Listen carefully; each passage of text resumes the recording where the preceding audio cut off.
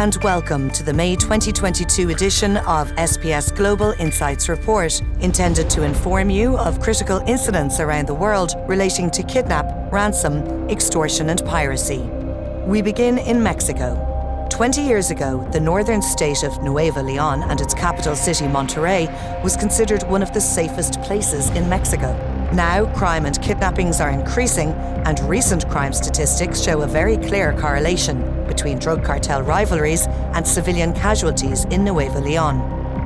Until recently, three main cartels operated throughout Nuevo León: the Cartel Jalisco Nueva Generación, the Gulf Cartel, and the Noreste Cartel. In late 2021, the Sinaloa cartel began making efforts to seize control of the drug, migrant, and weapon transportation routes through Nuevo León into the US. The Sinaloa cartel's intrusion into Nuevo León and the increase in other criminal groups' activity, reporting indicates kidnapping has increased notably over the past few months. Because no effective solution is expected from the government in the short and medium terms, it is likely that security in Nuevo León will continue to worsen, with an increase in street crime, homicides, extortions, and kidnappings. Moving down to South America. Bordering Colombia, Peru and the Pacific Ocean, the cocaine transit route from Colombia via Ecuador to Mexico, en route to the United States, is one of the largest routes in the worldwide cocaine trade. Ecuadorian gangs are the couriers entrusted with moving cocaine between the Colombian cartels to the Mexican cartels, the two prominent gangs being the Choneros and the Lobos. Much of the drug-related violence is associated with the territorial wars between these two gangs. On April 29th of this year, Ecuadorian President Guillermo Lasso declared a 60-day state of emergency in the three western provinces of Guayas, Manabí and Esmeraldas because of rising violent crime. This followed an earlier nationwide state of emergency declared in October 2021. The three provinces recorded 853 deaths as a result of criminal violence from January to April 2022, compared to 358 deaths from violence during the same period in 2021. Moving over to Eastern Europe, it has been reported that Russian occupational forces have routinely breached the Geneva Convention and are committing serious crimes against Ukraine's civilian population. Reports indicate the crimes include raping, torturing, killing, and kidnapping of civilians. The purpose behind kidnappings is not always financially motivated, but frequently to inflict fear. US aid has confirmed that the Russian military is kidnapping journalists, local community members, politicians, religious leaders, and influencers as part of a campaign of intimidation. Some refugees attempting to travel west from eastern parts of Ukraine have been targeted by criminal gangs who have forced them to hand over their valuables or request funds via relatives who deposit the fees electronically into the criminals' accounts. Let's now head into Africa.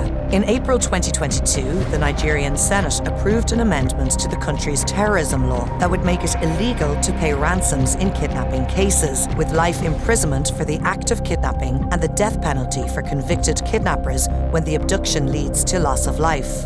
This is the first time Nigeria has taken steps towards making the payment of ransoms illegal and threatening prison sentences for those who pay, and follows an ongoing series of violent kidnappings. Human rights activists have voiced concerns that the government is shifting responsibility by criminalizing ransom payment by citizens.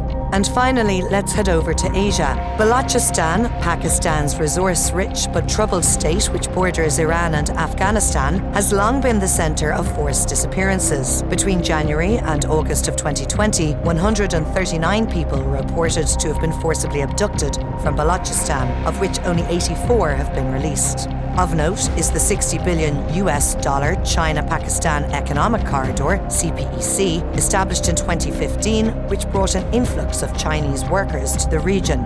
This has caused resentment by insurgents as they claimed to see nothing from the huge investment by China and the CPEC projects that are exploiting Balochistan's resources. This has prompted repeated terrorist attacks against the Chinese workers and the project sites. According to the Pakistan Institute for Peace Studies, PIPS, 2007 terrorist attacks took place in Pakistan in 2021, an increase of 42% relative to 2020, with 335 people killed. PIPS notes that the Tehrik-e-Taliban Pakistan, otherwise known as TTP, a terrorist group closely affiliated with the Afghan Taliban, was responsible for 87 of the attacks.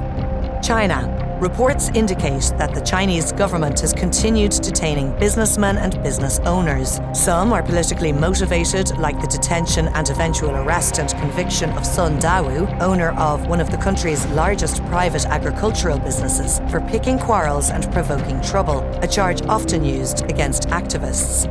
In January of 2017, one of China's most famous financiers, Chinese-Canadian Zhao Jinhua, was taken from the Four Seasons Hotel in Hong Kong. Zhao was brought back to mainland China, where he is still being detained to this day without being charged.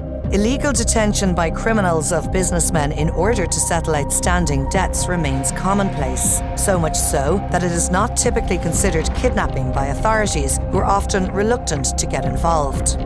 We hope our SPS Global Insights report has been of value and urge you to read the full report for a comprehensive overview of the SPS Kidnapping, Ransom, Extortion and Piracy Bulletin. Stay tuned for next month's edition.